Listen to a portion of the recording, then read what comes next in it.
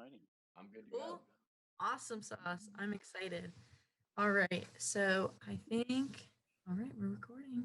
All right. So hello, everybody. My name is Ella Bros. I use the pronouns she, her, hers, and I'm a sophomore and I'm studying global studies.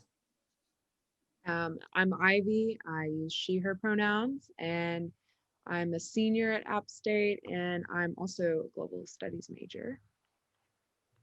And if you guys want to just introduce yourself and your pronouns real quickly. Okay, I can go ahead.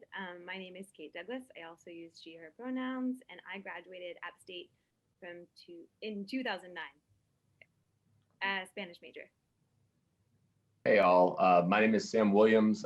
He, him pronouns. I graduated in 2012 with political science and history degrees. I am Jamarl Clark, pronouns he, him. I graduated in 2007, majored in public communication with a minor in media studies. Awesome. Thanks so much, guys. All right, and Ivy will start us off with our first question of the day. Just as a reminder, this is kind of a shorter session, so if you could keep your answers brief and just give us all that good information, that would be great. Thank you. And not everyone has to answer every single question. Just gonna kind of keep it flowing, but just to start off, if y'all could go around and just tell us a bit about your organization and help us understand what your role is within that organization. So whoever wants to start. Here, I can start. I work for an organization, a federal agency called the Equal Employment Opportunity Commission. So it's the federal agency that's responsible for enforcing federal employment anti-discrimination laws. So there are laws like the Americans with Disability Act or Title VII, which prohibit employers from discriminating against you based on age, disability, race, gender, sex, all those sorts of things. So we're the agency that enforces those laws, and specifically, I'm a litigation attorney with that agency. So if we find cause that an employer has discriminated against an employee, then we can bring a federal lawsuit on behalf of that employee to enforce those rights. And that's my role within the organization. Interesting. Thank you. So cool. Who wants to go next? Kate? Sorry, you muted yourself. Yeah, so again, I work with the Office of Rural Health with the North Carolina Farmworker Health Program. I've been with them since late July, and specifically with the COVID-19 response, and more along the lines with migrant farm workers. So basically, I'm part of a small team that supports with outbreak response, finding isolation and quarantine, housing, safe sheltering, support services, and just getting connected with resources needed to help this population respond to COVID-19. And why this population in particular, migrant farm workers are particularly vulnerable. They live and work in very crowded settings, travel in crowded settings, which puts them more at risk, and for many other reasons. But yeah, so that's what I'm doing right now. Cool. All right, the two other panelists, they have cool jobs. I am the founder and the CEO of WeINSPIRE movement. We foster community through programming, internships, social media, and original reporting. And we use it, we do it with an inspirational lens.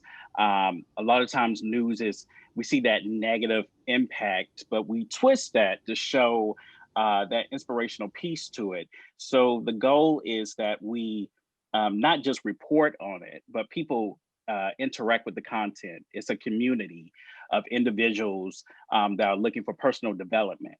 If they see the example, then it inspires them to go out and make a change themselves. And then you just have this cycle of news that we continue to report on.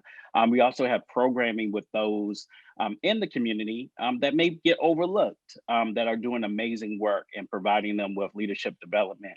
And then also we have a amazing internship program, giving college students and community members the opportunity to become reporters with WeINSPIRE and assist us with social media. I oversee the day-to-day operations and also work with a board of directors, a national board of directors. That's so awesome. So y'all are all about the silver lining? Yep, we're all about the silver lining. Awesome. I mean, it's out there.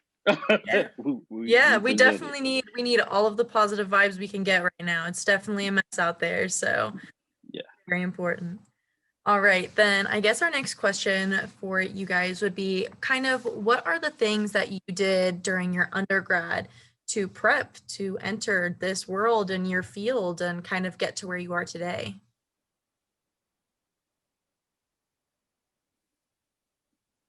I'll start. I'm just going to be completely transparent. When I was an undergrad, I was telling Ivy, I showed up, I wanted to do musical theater, and they didn't have the program at the time.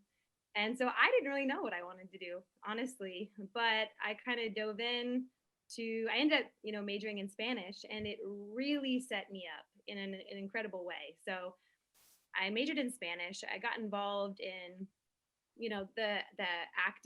the service learning group, which actually took me to Panama for an alternative spring break. And then the way it worked out, I ended up doing Peace Corps in Panama. And the funny thing is, I remember it was a great experience. I went, on a week-long trip with a student group, and I remember I got back, it was great. And then when I got my placement for Panama, I cried. I was so scared. I was like, it was great, but can I do that for 2 years? And I did it, and it was extremely hard, and I cried a lot, but I loved it. It taught me so much about myself. I think if you're interested in doing the Peace Corps, it's really about your own, I think, self-awareness and learning, how you are, in your comfort and your not comfort zone. So that really set me up. And then, I would say what I did in my undergrad, majoring in Spanish, taking advantage of the opportunities that were there to get involved in the community. And I genuinely mean that. It was an awesome opportunity that really set me up, which I'll share more later, for my professional path. Awesome, thanks. We love to see that ACT representation. For me, with the Peace Corps, I did AmeriCorps Vista. And if it wasn't for Jenny Kane, because I served in the ACT office for 3 years at my time at Appalachian. I was a peer counselor, and I never would have imagined that it would set me up for where I'm at now of understanding nonprofit work. So everything really was in sync with my path, which we'll get into a little bit later. But I was committed to the ACT office. That was my second home. Service learning, to ASB, to helping out with the signups, to raise your voice. So it really gave me an outlook of nonprofit from all levels, which translated into when it was time for me to graduate. I was like, what am I going to do? What am I going to do? I can't get a job. Everybody wants you to have experience. And Jenny Kane, she presented the opportunity of AmeriCorps Vista with North Carolina Campus Compact, which I did a year of service on the campus of Elon University. So it set me up. So Appalachian really set me up really good for the path that I still am on. I'm still on a path. So awesome. So similar to Jay, I lived in the ACT office for 3 years as a member of Impact. And similar to Kate, I went on an ASE trip to Panama. So either of those things are great, but so mine was, I did a service learning course called Access to Civil Justice, where the whole focus was getting to figure out how access is denied to people in our current justice system and have the opportunity to take on cases with the local legal aid organization. And so that was kind of like my experience of figuring out, do I want to go to law school? Is this what I want to do? And being able to do a service learning course kind of answered that question for me. That's awesome. Thank you. Jay, were we on an ACT team together? We must have been. I know I was in the office a lot. I'm still trying to remember everything I was involved in, but yeah. That's why I was like, I remember you. Yeah. Yeah, not to disrupt the conversation, but Ella and Ivy, the office used to be a converted hallway that was maybe like 4 by 10 feet long instead of the nice office we have today. So Sounds like a special place. just think about that when you hear Lovely. about how much time we spent in that little Yes. office. Yeah, That's awesome. That's awesome. certainly evolved since then. So I'd like to ask now kind of why did you choose this path? What led you to go down the path that you're on today?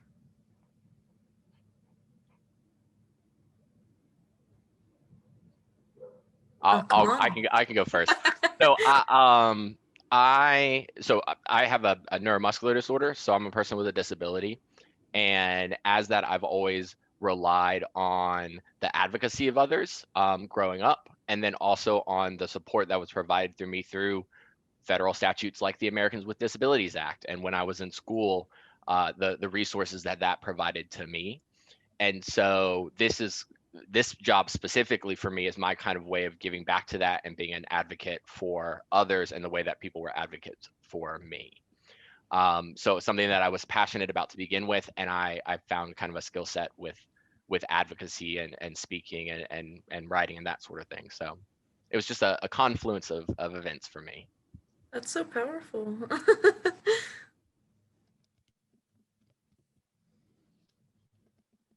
Yeah, I can go. I think I just always have had a passion for serving people, and Dr. King always talked about servant leadership, and Appalachian talked about servant leadership. So in order for me to be an effective leader, I always wanted to serve people. So if it was doing AmeriCorps Vista, if it was working with the Girl Scouts, working with the volunteers in the field, if it was working with a housing development for grandparents raising grandchildren, the first of its kind in the district. I've always liked being with the people. And it's just something about it that usually my board gets on me a lot because I'm so on the ground so much than running numbers, doing reports. It's just something about being connected to the mission than always being above the mission. And I think my path has really been set up to do that, to always be grassroots and just connect with people, even if I'm on the leadership level, which I've been with in my career. Awesome. And I'll agree with Jay as well. I love community, and I love, I'm curious. I'm a curious person, and I love learning from others because I think it helps sharpen me. But my master's was in global health. And I think the reason why I ended up there, learning Spanish allowed me to have this experience in Panama, which allowed me to realize, I want to do more public health. I didn't want to be a doctor. That's not for me. But I knew I loved community. I loved understanding why people do things, why they don't do things. And I'm passionate about health. So, I think that's kind of what led me to that.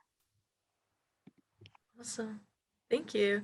So our next question is kind of similar, but we've heard that you guys are kind of all in different places around the world right now.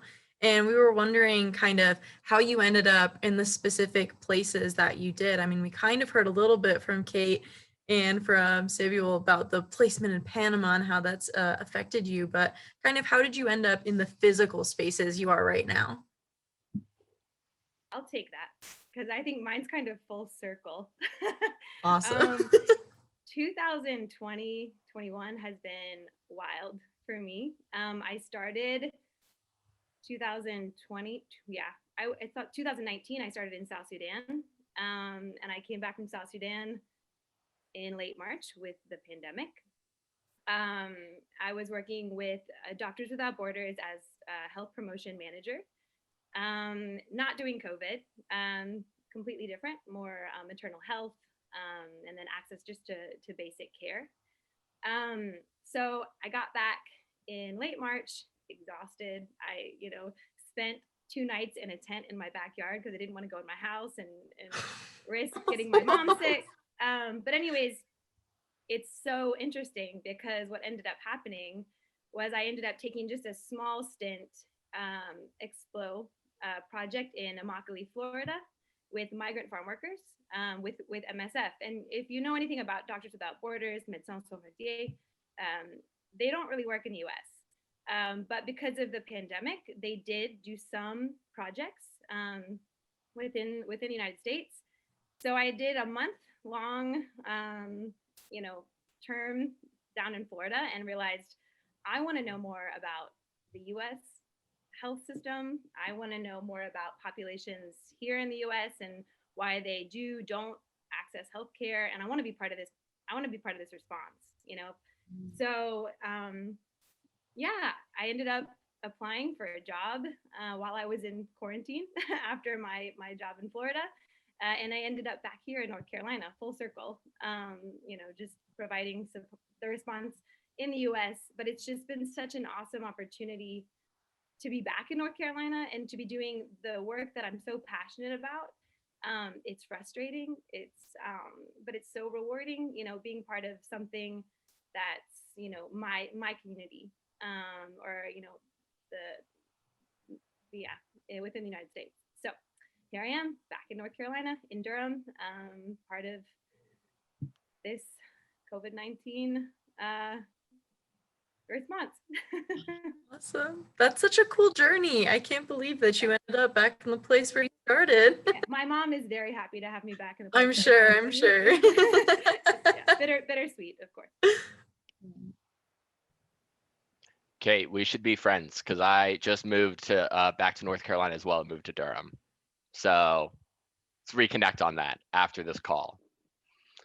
No, so I recently moved. So I spent my time after App. I went to grad school and then ended up in Atlanta for about 5 years, and so that was very much the job kind of sent me down there, and was like, hey, congratulations, you have a job if you're willing to move to Atlanta. And I had never actually been to Atlanta before I accepted the position.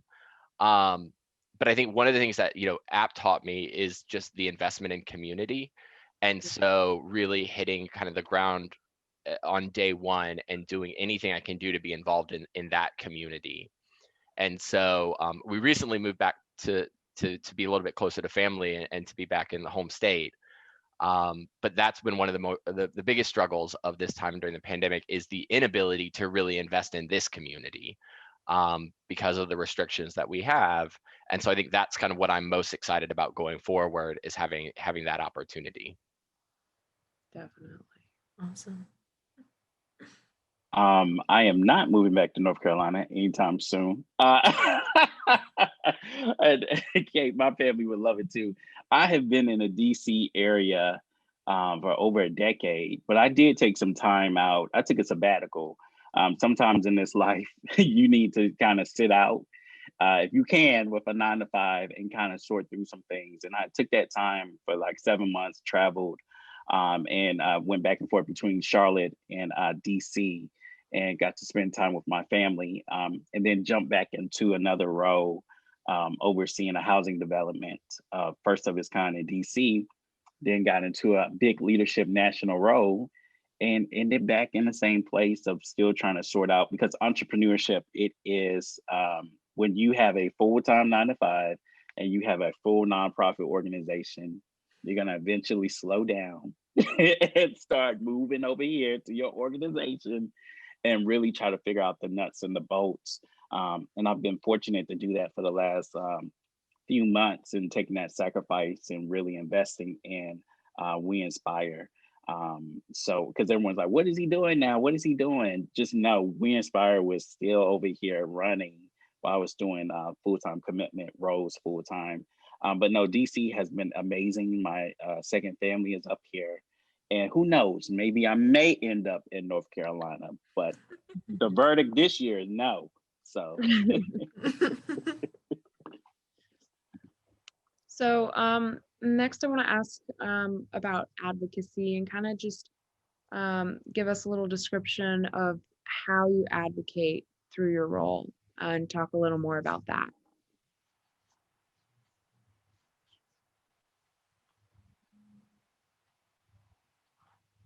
I can go.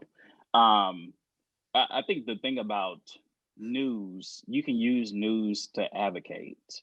You can use it to, as we've seen, we've seen it being advocated in a negative way, but it can be in a positive way. And I know a couple of stories that we did around the time of George Floyd, being able to leverage talking about social justice. It was one of those moments in our organization, we had to have the talk as a board. Um, what is our stance? And our stance has to be public, to say that we will not condone, what is taking place in this racial climate. But how do we leverage that in news without being biased? And we have leveraged that very well with telling stories of those that did protests. There's positivity in everything. There's positivity in organizing. I always tell the people that work for WeINSPIRE is how you package it. It's always how you package the story. I can take a story and just package it any kind of way that it makes you believe in it. So WeINSPIRE has used advocacy. I think is one of our biggest points of talking about those uncomfortable things and making it comfortable to talk about it in a healthy way. Oh, yeah, that's really empowering. It's definitely something we need right now. We definitely need to be able to have those conversations. So that's really amazing. When I think of advocacy, I think of two different things. And I think before I took this position, so much about advocacy relies on being connected with the population that you're advocating for. And I think a lot of times that's not always there. I think there's a lot of good intention. So I think part of advocacy is really understanding this population, but also how do you lift the voices of those that you're advocating for? And rather than maybe me speaking, how do I raise the voices of the ones that need to be heard? And that's a journey. That's something that I've worked all over the world. I've worked with all different types of populations. And like I said, it all comes back to self-awareness and reflection of why you're doing what you're doing. And so I would say, again, the first thing is I think the best form of advocacy is raising the voices of those that you're advocating for. How do you do that? The second is just, in specifically with like farm workers, I love these opportunities. Going to the grocery store, like small comments. Oh, what do you do? Oh, I'm working with the North Carolina Farmworker Health Program, and like starting those just side conversations. Bringing it up in oh, why are you buying 500 Ziploc bags? Oh, I'm buying 500 Ziploc bags because I'm going to put together PPE kits for farm workers that don't have always the protections that they need to live safely, to work safely.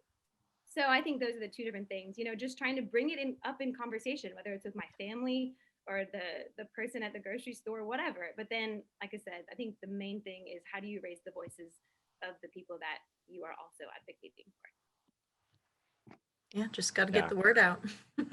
Yeah, I mean, you can't. I don't think any of us can disagree with that or agree with it anymore. I think it's something to add on to that is I think it's also can be finding a policy or an issue that you're passionate about, and really putting your time and energy into that as well. So when I was down in Atlanta, I worked with the Department of Housing and Urban Development, which is one of the federal agencies that does pretty much everything to do with housing. And a big part of that work is I wanted to be there because I believed in the ability of the federal government to make people's lives better. And within that organization, advocating for policy changes and for not even policy changes, but just the way we implement policies that make it more equitable and more fair to people in marginalized communities. And so I think finding something that you're passionate about and finding a policy that you're passionate about and really working to make that change can make some difference. Yeah, for sure. Yeah. All right. And then I guess another question would be and we've kind of touched on this a little bit. So if you've already feel like you've answered this enough, definitely don't need to re-answer this again. But kind of, I guess, what does your day-to-day in this job look like for you? Kind of like, I mean, I'm curious because these jobs all sound so amazing and you're making such a big impact. And it all sounds so big picture. So kind of like, what do? You wake up and you do what? I can go first. So I see my role, whether it's been COVID times or non-COVID times. It's about being a connector. So right now my role is to, understand the program, understand what's happening on the ground, and communicate that to the state. Understand what's happening at the state level, communicate that to the folks working on the ground. And, when I was working in South Sudan, it's the same. Of course, it's more fun when you're not behind a computer. I think you can gather more when you're not behind a computer, but it's like going out into the community, talking, providing information, gathering information, and sharing it back. And if you're in the realm of health, if you're in the realm of public health, the way that you form your messages really relies on the questions and the feedback that you get when you're on the ground. So that's it. It has to be both, because if it's not both, there's a disconnect, and then that's when access is inhibited. So for me, the day-to-day, it's just being a connector, really listening, a lot of listening, and then just trying to make sure that everyone has all the information that they need to make the decisions that are best for them. Awesome, thanks. So one of the things I do in my day-to-day is I essentially help guide a team of investigators as they're investigating complaints of employment discrimination. And I want to kind of like add on to something Kate said. She talked about how she was like a curious person. And I think that kind of that curiosity in whatever you do is what kind of is one of the most important things. And that's what we do, is we're trying to get to the root and figure out what happened. And so that could be, we're asking questions of employers, we're conducting interviews, we're requesting documents. And then after that is all said and done, I'm guiding litigation through court. So I'm in front of the court representing the EEOC and on behalf of our individual clients. Awesome, very cool. Oh, wow. Intimidating. I know, I'm like, let's switch for a day. No, it's, but WeINSPIRE, it just depends. But as CEO, usually I have to wake up and attack usually admin stuff, or working with the board. It's calling the board members. It's talking about, we have a meeting. Oh no, we need to talk about compliance. Oh, we need to check the books. We need to make sure everyone's going to be paid. But then I get to have time with the journalists. I get to sit with the stories. I get to do professional development. That's my fun time. That I get to really support them and give professional development like Appalachian gave me, like everybody else that has given me in life. And I think that's what a lot of people are not doing anymore. They're not sitting with people and really cultivating them. I think people just want you to come in and just get going, but I can't expect you to come in and get going if you don't know how to do it. But one thing that I do intentionally is I do thank you cards to everybody that we interview and we do a story on. And I do that as a two-part to thank them, but for me to sit with each story, and I'm very sensitive about how we amplify voices, and we need to do it very well. And so I send thank you cards every month to every person that we've interviewed, for me to reflect with the story, and then to think about what did I get out of it. Because one thing I learned about organizations that I was working for, they got lost from the mission and the vision of the organization. And I said I would not be that person, that I would realize this is why we do the work that we do. And it's easy to do it when you're doing accounting, you're doing board meetings, you're doing all that kind of stuff. So my day is really, it can be, slow or fast for the most part. So. Yeah, I really think we've seen kind of like a thread about just kind of staying close to the mission, and just reflection is really important. Mm-hmm. And yeah, I really appreciate that. And kind of, because there have been a lot of organizations, where it kind of just, they lose themselves in the profit and the paperwork. And I think it's really interesting to see all the work that you put into staying focused on the mission. That's just so awesome. Yeah, and the emphasis on like being connected with the community, I definitely have found throughout my academic career that like connection is huge. And so what I wanted to ask next is, what are some of the best resources that you utilized throughout your journey? And this could be anything. Well, I think sticking with kind of the theme that we're going with, it's people for me. It's always the people Right. that took the time to work with you and took the time to guide you and advocate for you and be there to kind of help you along the way. Is, I think, stay connected to them in any way that you can. Not because you think it'll be helpful, but because like you want to, because these are the people that you love, and they're also there to help you. And then the flip side of that is do whatever you can for others. I think that when people come and they ask me for advice about things or whatever the case is always being willing to give that time, because all those people in the past that have given it to you to get you where you are. So people is always going to be my answer to that question. Yeah, paying it forward. Awesome. Yeah, I agree. I mean, I can give you an example. I remember, well, first of all, I think, it's those connections. Don't ever I shouldn't say don't ever. I think don't be afraid just to reach out. We've all been that person. So don't be afraid to ask. Just ask. I know when I got back from the Peace Corps, I love people, but I'm not like a networker. I don't like, and it's okay. Sometimes you have to do that. But I really, really wanted to work for MSF. And I applied probably 6 times for Doctors Without Borders, sorry. And what I ended up doing is I went on LinkedIn. I never do this. I went on LinkedIn. I looked up, anyone I could find. And I found a friend from Peace Corps who knew someone that worked with MSF. And I said, can I get coffee with you? And this sounds like, oh, Kate, but you know what? It set me up because I got coffee with one of the women that works in the office. And, sometimes just being bold, reach out, have a conversation. I think that, your personal networks, and I think, your character, people know when you're passionate, they see that. You might not know everything, but it pays to be curious and just to just ask. It never hurts. So yeah, I pretty much got an in, or kind of got an opportunity to get an in just by looking on LinkedIn and just saying, hey, can I get coffee with you? So don't underestimate that. And don't be afraid to ask, because we all do it, for each other. So I guess that's my 2 cents. I also I think people are begging to be, like, people want to be asked, right? Like, I think people want to be asked way more than you think they do.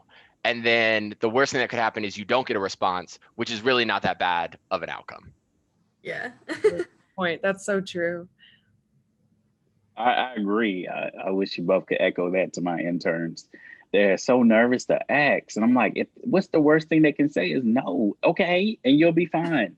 You'll keep going, But I think you have to stay connected to people every now and then, let them know what's going on in your journey. It just helps. I got so excited this morning because, LinkedIn can tell you if somebody's been on your profile. And I was so excited to see one of my former supervisors to check on me, because that's a way of checking on someone. And I was proud that she was able to go on my LinkedIn profile and see the work that I've been doing. It's always good because you never know if you have to go back to that place. So anytime Appalachian calls me, I'm on it, because so much that they've given to me and they continue to give to me. If I ever need them, I always know Appalachian's going to be right there to be support. It's the thing that's known in my family. Appalachian is going to be there. So That's so great. Awesome. We've kind of already answered, I guess, a general advice to students that they could use, but something more specific is, what is one thing that you wish you knew going out into the world before you kind of got your first job and you're panicking about, oh God, what am I going to do with my life? What is one thing that you wish you knew? You can take like a minute. I know that's a kind of a loaded question.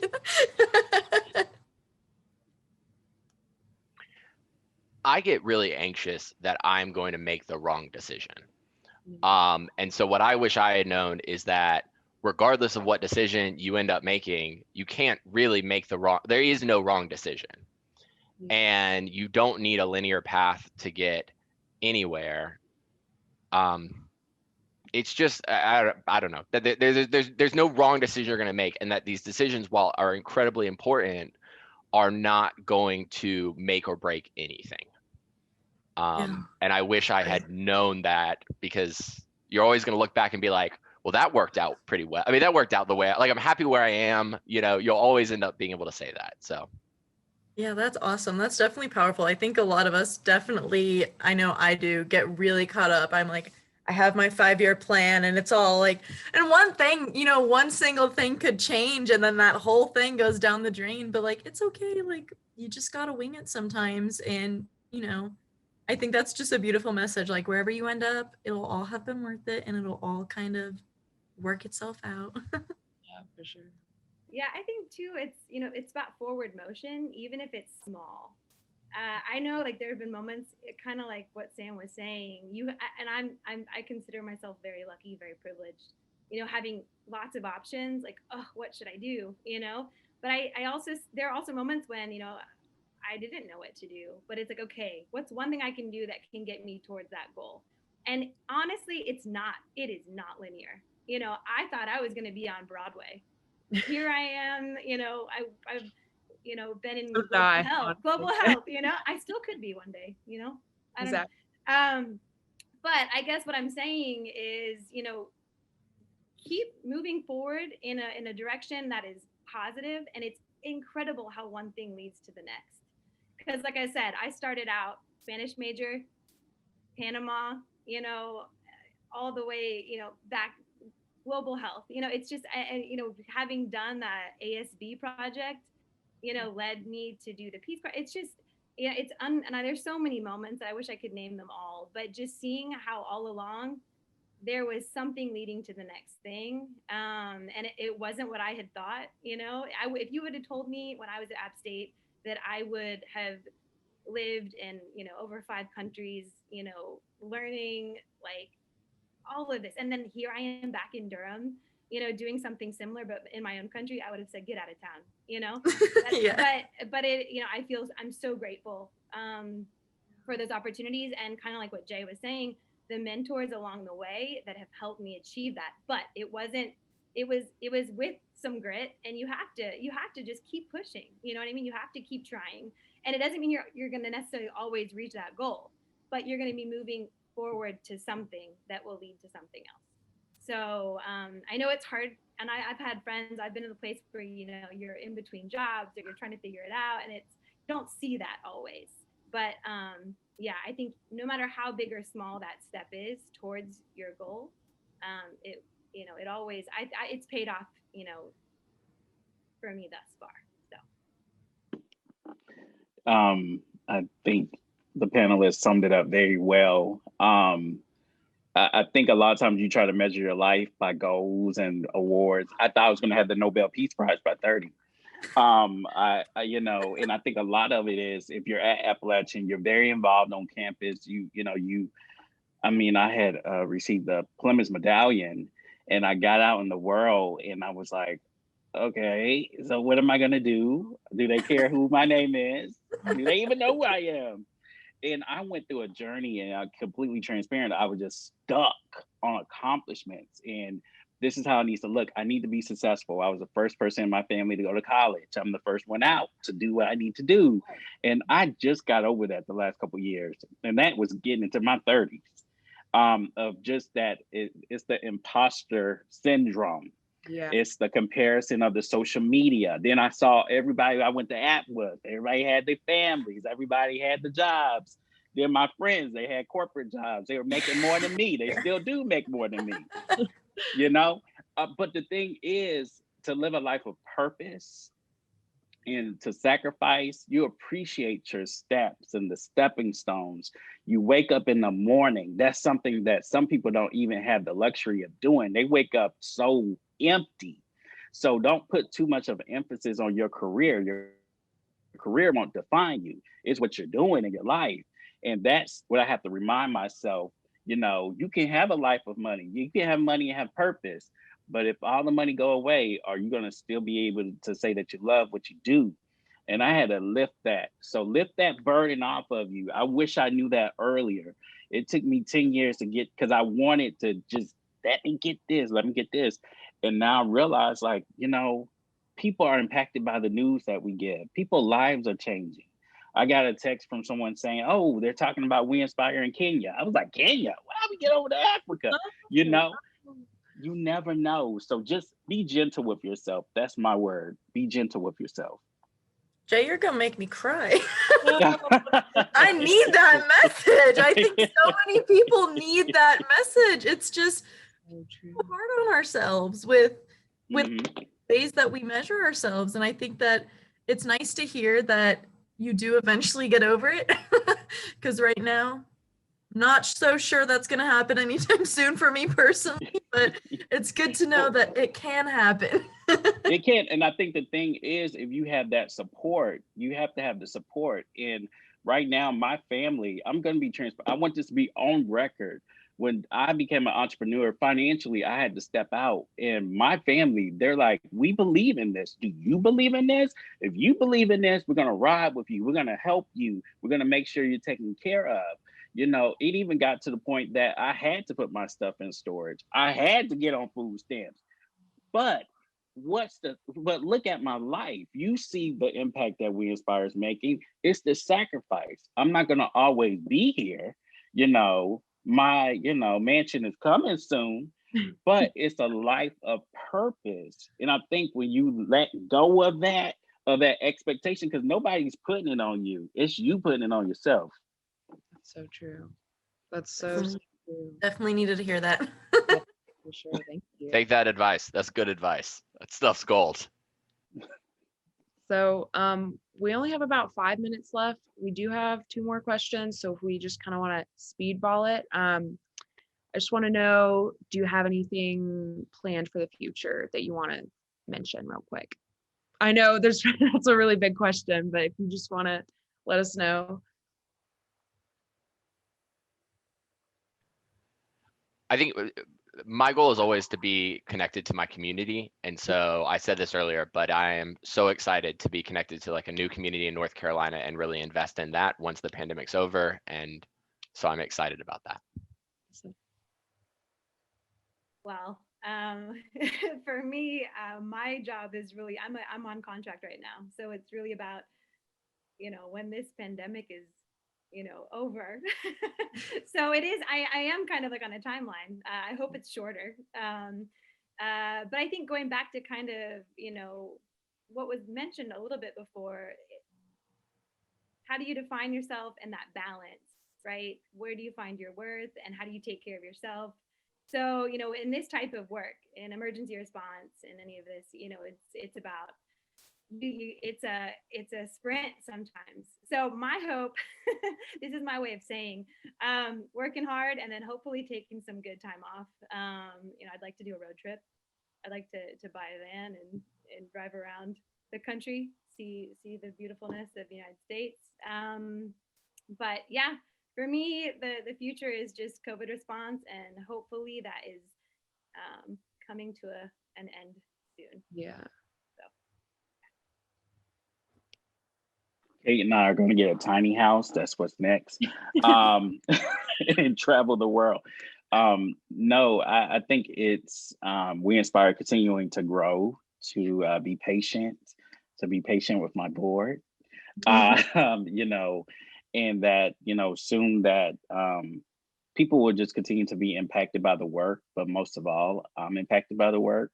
And I think most of all, which has been stated, a theme is self-care. Nothing you do will be successful if you don't take care of self. And I find when I'm not taking care of self, I'm not my best self for the work that I do, and others feel that energy. So that's the goal, is to continue to make sure that I'm in the best space mentally, and then also physical. Yeah, can't pour from an empty glass. So. Mm-hmm. And I have to say really quick, I think when you said what I wish I could have told myself, it's that exactly. Take care of yourself. Yeah. And you're worthy of that, because if you don't take care of yourself, depending on what line of your work you're in, I know for me specifically, I've burned out. And when I'm burned out, no one likes you. No one liked me, and I didn't like me, and you're not effective, right? So take, and I know it's easier said than done, But especially, with what's going on right now, or whatever line of work you're in, we all have it difficult, whether you're in school, whether you're a parent with a bunch of little kids or whatever. Take care of yourself, because that's bottom line for the marathon. So yeah, if I could tell myself anything, it would have been, and it took me time to learn that, and I know that now, so I like myself now. But I would say, yeah, take care of yourself. Absolutely. All right. And then kind of our last question to wrap it up today is, how can students get involved in the organizations that you're currently a part of? Is there any internship options? Are there any ways that students can kind of get a head start or get involved in any way, shape, or form in that organization? Yeah, I'll go ahead and go. We have an internship program, fall, spring, summer, for anyone that wants to be a writer, social media, and then also programming, like a program coordinator, because we do have a programmatic component. So there's always room to get involved with WeINSPIRE. So we people are always contacting us, and there's always room at the table to think about how, and the board would tell you I'm biased. I love our internship program. They say I hang out with them a little bit too much, but I think it just keeps me, it's just exciting because I remember how it was when I was trying to get connected, and how App and Jenny and so many other people, they connected with me, and I learned so much. So my mom, she once asked me, was I a teacher? And I said, no, I'm not a teacher. And now I joke and I say, I'm a teacher, I'm a professor. Uh, so, but that is a way that you can get involved with WeINSPIRE. Check us out on our website, WeInspireMovement.org. Awesome, thanks. I would just say it's obviously the EEOC has internships that you can do. I think it's even if it's an organization that's similar aligned and you don't want to go to law school or you don't want to be an investigator, most advocacy organizations with employment discrimination or any other type of advocacy organization will have an internship that you can do. And even if what I have found effective is, even if they do not have an actual internship structure, going back to this conversation that Kate was having about just reaching out to people, you can reach out and create your own. The worst thing that is going to happen is someone's going to tell you no. So any type of want to be involved in this career path is finding an organization that's doing what you want to do and reaching out to see how you can volunteer or be a part of that organization. Sure. And I would just say, in terms of the state, I don't know a lot, but public health in general, things that I have done that I think are probably options now, even in COVID. I did something called Catholic Relief Services Fellowship. So you can go online and check that out. It really set me up. It gave me some great experience. I think they do a really good job with professional development. And then with Doctors Without Borders, they also have internships. I'm not sure what they look like right now because of COVID, but they are incredible opportunities, and they are paid. Both of those opportunities are paid. When I was in school, they didn't have paid internships always, but those are two specific organizations I can think of that have some pretty solid opportunities. So again, that's Catholic Relief Services and Doctors Without Borders. If you go on their website, I think if you type in internships, that I'm sure something will come up. Great. Thank you guys so much. Looks like we're about out of time, but this has been such a great conversation. It's been really great to hear about you and your journeys, and I know this will be super helpful for other students who are, just starting on theirs. I know I'm definitely going to rewatch this conversation for sure. So thank you for taking the time out to talk to us. This has been so wonderful. Yeah, Thanks for having us. It's Yeah, so thank nice you to guys. reconnect. Thank you so much. We really appreciate having you here. So thanks so much. And good luck with the rest of your semester. Thank you. Yes. You need it. With the rest of your exams. Yeah. Hopefully you get to take that road trip soon. I hope so. Oh yeah. I'm gonna rewatch this too myself. Whenever I need to be inspired or reminded Yes. to do some self-care, I am gonna rewatch this. Yes, I'm gonna rewatch this. Thank Or you, I'm just Jay. gonna Thank I'm you, gonna Jay. call you, Jay, and just be like, Jay, I need someone to talk to me. Just help me out.